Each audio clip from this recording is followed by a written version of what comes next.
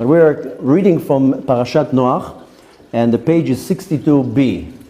Daf Samech Bet Amud Bet. The line starts with Rabbi Abba Amar. Rabba said. We were talking now, if you remember, with Reb Chia and Rabbi Yehuda, talking about the disagreement about what happens to the soul when a person sins. Now, Rabbi Abba jumps in and he says as follows: Gehinnom it medorin al medorin teninin telitain ad sheva veha ukmuhu chavaria. In Gehenom there are chambers, like levels. It's called medor. Mador is kind of like a chamber, kind of like levels. You know where we now just read about medorim, where we find the word? When Noach built the ark, there was 3 levels. There was the top level where the Noach and the family was. Second level was the animals. Third level was the dumpster, the garbage. This is called Mador. So Rabbi Abba says, in Gehenom, there's Medorim, one above the others. There's different levels. There are Shnim, Shlishim, Ad Shiv'a Medorim. There are 7 levels in Gehenom. And our friends, the Chavaria, if you remember, we talked about a couple times about the group of students of Rabbi Shimon, you would be called the Chavaria. That's explained in much more in depth in the Parashat Pikudei. And if you want to find it, it's in page 163 in the Zohar in Parashat Pikudei. But he says as follows: V'zakain inun tzadikaya, de'inun mistamrin michove, chayava velo azle, be'archayo velo mistave bahu. Happy are the ones, ashrei, happy are the ones that can be called tzaddikim, that they guard themselves from doing sins. And why? Because the wicked ones, they go to Gehenom, and the ones who are not wicked, they go in a path of cleanliness, of righteousness, of purity. So happy are the ones that they have the awareness, that's a sin, I don't want to be involved with it. Some people, they don't know. Some people don't know that right now doing a certain action is a sin. He says happy are the ones that actually know that's a sin, that's not a sin, because you can choose not to go in the path of wicked people. V'chol man de'istab, every person that makes himself impure from sins, of course, because when I do a sin, I make myself impure. That's another one of the many reasons why many people, they have issues with anger, frustration, sorrow, depression, sadness, because I do a sin, and it can be stealing, it can be cheating, it can be lying, it can be slander, whatever it is, I bring on myself impurity. When I bring on myself impurity, the example I always give, I think I gave that example a couple times. We go again to the world of the movies. If you remember, I think it was like 30 years ago, it was the movie Ghostbusters. And in the Ghostbusters, I believe it was number 2, not number 1. They go underneath the street level and they see the river of slime. Remember the river of slime? Yeah. Okay. Then I believe it was Dan Aykroyd that was pushed into the river of slime. And when he goes out of the river of slime, it was just a river, like it looked like a goo. When he goes out of it, he's violent. And he starts cursing them and screaming them and pushing and going completely crazy. And they don't understand what's going on with him. Then they wash him down and he starts kissing them and hugging them and, oh, I love you, I love you. And they figured out when he was smeared with the slime from the river of slime, it made him angry, it made him violent, it made him curse, it made him hate and resentful. And when they washed it off, then he was, and that's the reality. We do sins. I say a word that is a lie. I cheat, I steal. Now, we steal a lot, by the way, and it's not stealing that you sneak in through the window at night or you put your hand in somebody's bag. But we fail. I told you already, we're going to have to do some classes about a type of theft that is called gezel. Most people fail on gezel because they don't know the rules. And gezel, you can steal something that is worth 10 cents. It's still stealing. And gezel can be going to a restaurant and taking those little bags of ketchup. I'm just going to take a few home with me. They're not yours to take. If you ask the owner and he tells you can take those little bags of ketchup, you know what I'm talking about? Then take them. But to walk into the pizzeria or to the restaurant and grab a few napkins, you're not allowed to do that. Some people just walk into a store, they take something and walk out, or they taste the nuts they have in the supermarket. This is where I said some souls will come back to this world because they owe a nut. They ate a nut without permission. That's stealing. That's gezel. And there are many different forms of gezel. But nevertheless, when I do a sin, right away I, so to say, pour myself this energy of impurity like the river of slime. And that will affect me. I will have reactions, and the reactions can be anger, can be frustration, can be depression, can be all sorts of many different things. Violence. I don't know if you notice, most people how they talk, Hashem Erachem how they talk. The junk that comes out of their mouth. I'm talking about also people that they have a beard and a yarmulke and the whole thing, but they still say all sorts of words. That where these words come from?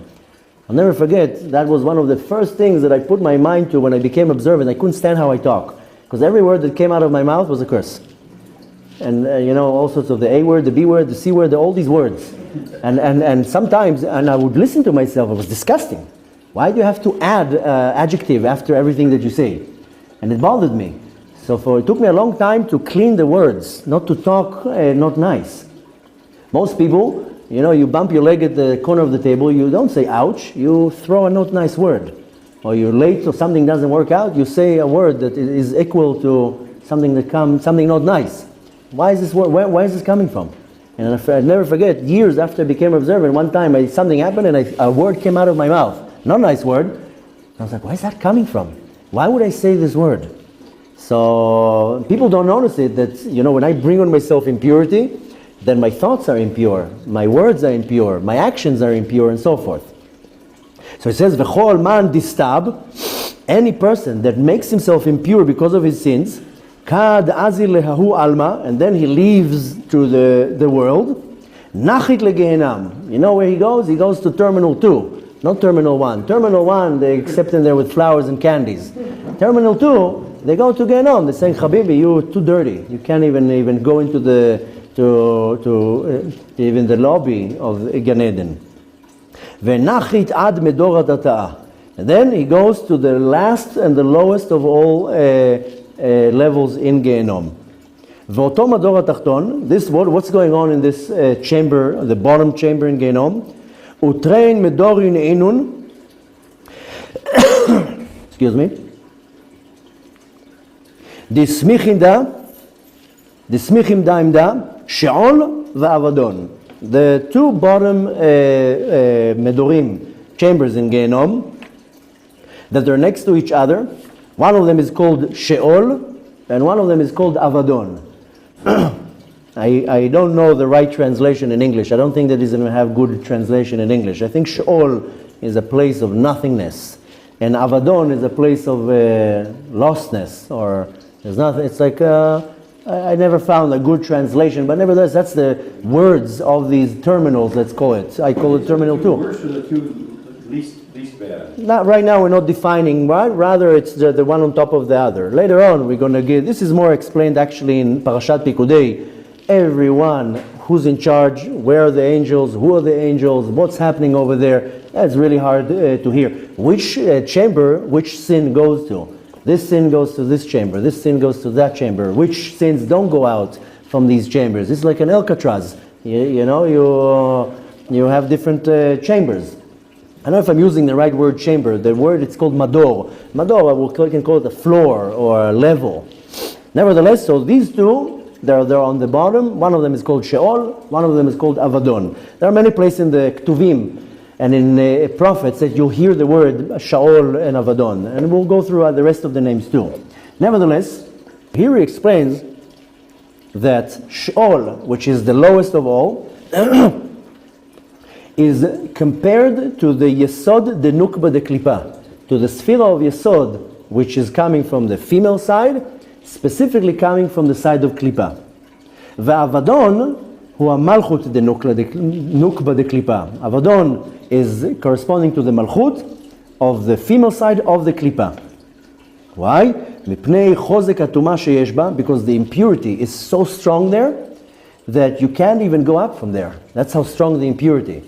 Now, what does it really mean that the impurity is strong? If you go now to the kotel, it doesn't matter who you are. Most people go to the kotel, they start crying.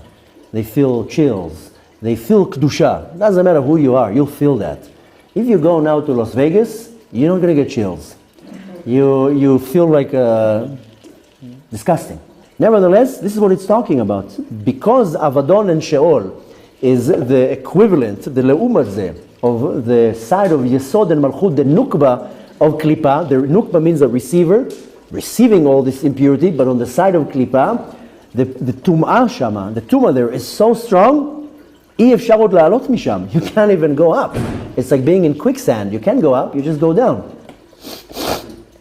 Man denachit lish'ol, the poor person that goes to Sheol, dainile, they judge him. Taman, they judge him over there. That's where the court will be. Umekabel anshe, and he receives the punishment for the severe sins that he did. I'm using the word he, but this is no difference between a he and a she. Don't think she's don't go there. I'm just using the word he. Usliku, and after that, after that, after he's judged there and being punished there, they take him to the next level. The fun is not over, because every level in Gehenom you judge to different sins. Well, like one court is a vehicle, one court is a, I don't know how you call it in English. There's courts that are just for traffic violations, and there's courts that are just for civil violations or criminal, right? That's how it works. So same thing here. A certain mado, no, they judge you there just for these sins. Now you have to go over there. Can you imagine the bureaucracy they have up there? Bituach Leumi looks like a heaven up there. Anyways, then they're taking the person to the next mado that is above him. And the same way, every one level after the other. You finish here, you go to the next one. You finish here, they take you to the next one. But not only that you just been taken up there, in every level, every mador, they judge him, punish him, and then they clean him. So after the person will be judged, he will be punished, then will be cleansed. And what is he being punished and cleansed from? From the sins that are connected to that specific level in Gehenom. Lashon hara is this level. Cheating is over there. So sometimes you have to go through all the medorim. Sometimes you only have one time. A person is a very good person but couldn't control his mouth. Okay, so you go to number 2. And some person steals, slanders, and whatever. Then you go to 2, 3, and 7. So you go through all the medorim. Ad de'inun salkinle, till they elevate the soul to the all the levels through Gehenom, and he finishes. He graduates Gehenom, gets a certificate. You're good to go. We had a pleasure having you here. Now you're free to go. But aval man denachit la'avadon, the person that goes to the level that is called Avadon. Avadon comes from the root in Hebrew avad. Avad is lost. That's it. So it says, the person that goes down to Avadon, lo ma'alim oto misham le'olam. He never gets out. That's it. You're stuck there. It's a pit that you can't get out of. That's why it's called Avadon, because Avadon means to get lost. There's no way out of it. No graduation. Yeah. Now, not only that the soul doesn't get out of there, he gets attached in such a severe klipa that the neshama, even if he wants to, it can't get out. This is like getting into the claws of, I don't know, the hardest of more severe klipa. Uvegin kach, and therefore, ikre avadon, so it's called avadon, where it's lost. Da avid hu mikola. This is the worst of all the places because you can't get out of it. Vesham yordim kol hachayavim karet. There goes all the ones that are they fell in the sins of karet, and they died in their sin. Again, sham yordim kol chayavei karet. There goes the ones who owe karet. Shemetu bechetam velo asu tshuva. That they died in their sin and they didn't do tshuva. This is an addition of the Ramak. This is what the Ramak explains. Rabbi Moshe Cordovero. If you do tshuva, you can fix karet.